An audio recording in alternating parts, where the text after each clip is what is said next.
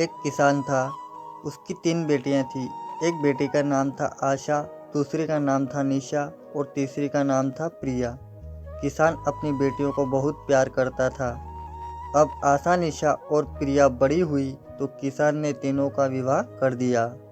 आशा का पति एक किसान ही था, निशा का पति मिट्टी के बर्तन बनाने वाला कुम्हार था और प्रिया का पति फूलों का व्यापार करना था। शादी के कुछ दिनों बाद किसान अपनी बेटियों से मिलने उनके घर गया। जब वह निशा के घर पहुंचा तो वह अपने पति के साथ मिट्टी के सुंदर बर्तन बना रही थी। किसान ने उससे पूछा, बेटी तुम खुश तो हो ना? निशा ने कहा, पिताजी जी मैं बहुत खुश हूँ। आजकल हम बहुत बड़े बड़े बर्तन बना रहे हैं। बस ईश्वर से एक ही प्रार्थना है कि मौसम सूखा और गर्म हो जाए, जिससे कि हमारे सारे बर्तन अच्छी तरह से सूख जाए। अगर कहीं बारिश हो गई तो बहुत मुश्किल हो जाएगी। अब भी ईश्वर से प्रार्थना कीजिए कि बारिश ना हो।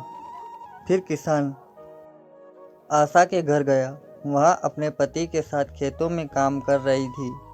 पिताजी को देखा तो बहुत खुश हुई, दौड़कर आई और अपने पिता के गले लग गई।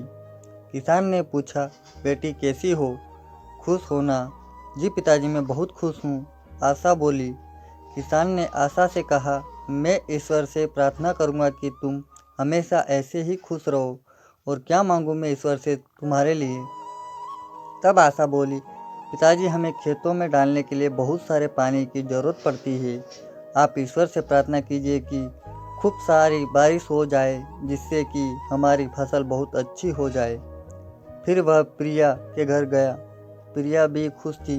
उसने अपने पिता से कहा, पिताजी कितना अच्छा हो कि कुछ दिनों के लिए ना गर्मी हो ना बारिश हो, मौसम ठंडा हो जाए तो हमारे खेतों में अच्छे फूल उग सकेंगे। किसान सोच में पड़ गया। एक बेटी चाहती है बारिश हो, दूसरी कहती है कि बारिश ना हो और तीसरी चाहती है कि गर्मी ना हो ना बारिश हो। आखिर ईश्वर से मांगा जाए तो क्या?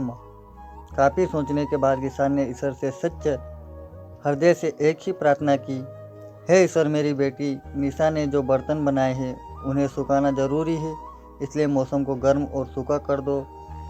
जब उसके बर्तन सूख जाए तब बारिश का एक मौसम कर देना, जिससे कि मेरी बेटी आशा के खेतों में पानी की कमी ना रहे। और जब दोनों की ज़रूरत पूरी हो जाए तो मौसम को ठंडा कर देना, जिससे कि प्रिया के फूलों की खेती अच्छे ढंग से हो सके।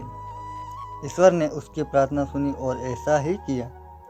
इसलिए हमेशा पहले गर्मियाँ का मौसम आता है और उसके कुछ दिनों के बाद बरसात का मौसम आता है और बरसात के बाद सर्दियाँ आती हैं।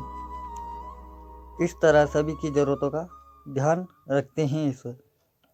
इसलिए कहानी अच्छी लगी हो तो प्लीज़ लाइक और कमेंट और शेयर ज़रूर करें।